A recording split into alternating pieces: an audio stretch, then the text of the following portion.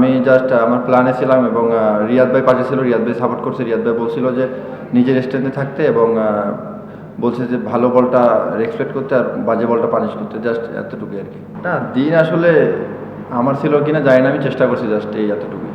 ওই যে রান আউটটা, অঙ্কনের রান আউটটা আপনি অনেক দূর থেকে রান করলেন, একসাথেই পিক আপ করলেন এবং ওয়ান বাউন্স থ্রো, ওইটা একটু এলাবোরেট করলেন আসলে কিভাবে হলো?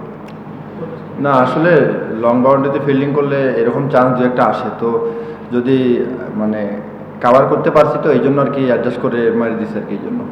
এই ধরনের ফিল্ডিং আসলে একটু কঠিন, যেহেতু মানে সাইডে যেতে হয়, এক হাতে নিতে হয়। এই ধরনের আপনারা আসলে কি ধরনের প্র্যাকটিসটা করেন? না, নর্মালি তো ফিল্ডিং প্র্যাকটিস তো একটু ডিফারেন্ট টাইপে করা হয়, অ্যাটাকিং, যেহেতু আমরা লং ফিল্ডিং করি আর কি। তো বাউন্ডারিতে স্লগ ওভারে ফিল্ডিং করলে একটু অ্যাটাকিং এবং অ্যাগ্রেসিভ থাকতে হয়, তো এইটা আর কি। সেকেন্ড ইনিংসে ব্যাটিংটা একটু ট্রিকি ছিল কিনা, যে মানে একটু আগে খুলনার ব্যাটিং কোচ যেটা বলছিলেন যে ব্যাটিং বল একটু লেট আসতেছিল, আপনার কি মনে হচ্ছিল যখন বল করেছিলেন? রাতে একটু মানে নর্মালি পেস বোলিংয়ে একটু থামতেছিল আর কি, যে কাটার এবং ব্যাক হ্যান্ড থামতেছিল।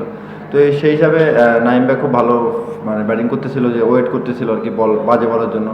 তো আমার মনে হয় রাতে সেকেন্ড ইনিংসে একটু ডিফারেন্স ছিল, বাট খুলনার ব্যাটিংয়ে অনেক ভালো মানে করছে আর কি, হ্যান্ডেল করছে আর কি ব্যাট। চট্টগ্রামে গত বছর আপনি শ্রীলঙ্কার সাথে একটা এরকম 18 বলে 48 করেছিলেন, আজকেও 19 মানে চট্টগ্রামের মাঠটাকে একটু মানে বেশি ফেভারিট মনে হচ্ছে, ফেভারিট মনে হচ্ছে? না, ফেভারিট না, আমি জাস্ট আমার প্ল্যানে ছিলাম এবং রিয়াদ ভাই পাশে ছিল, রিয়াদ ভাই সাপোর্ট করছে। রিয়াদ ভাই বলছিল যে নিজের স্ট্যান্ডে থাকতে এবং বলছে যে ভালো বলটা রেসপেক্ট করতে আর বাজে বলটা পানিশ করতে, জাস্ট এতটুকুই আর কি।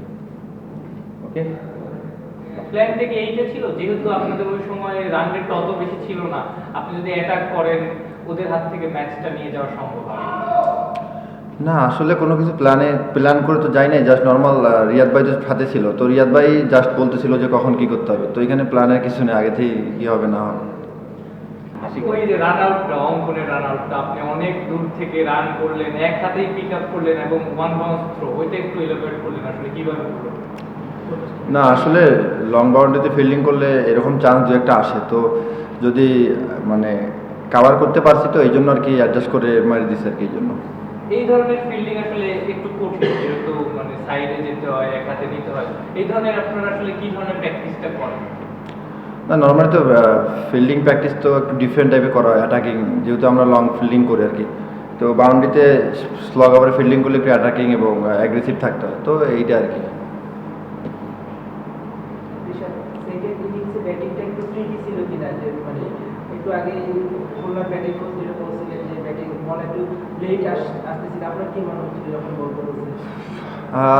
রাতে একটু মানে নর্মালি পেস বোলিংয়ে একটু থামতেছিল আর কি, যে কাটার এবং ব্যাক হ্যান্ড থামতেছিল। তো সেই হিসাবে নাইম ভাই খুব ভালো মানে ব্যাটিং করতেছিল, যে ওয়েট করতেছিল আর কি বল বাজে বলার জন্য। তো আমার মনে হয় রাতে সেকেন্ড ইনিংসে একটু ডিফারেন্স ছিল, বাট খুলনার ব্যাটিংয়ে অনেক ভালো মানে করছে আর কি, হ্যান্ডেল করছে আর কি ব্যাট।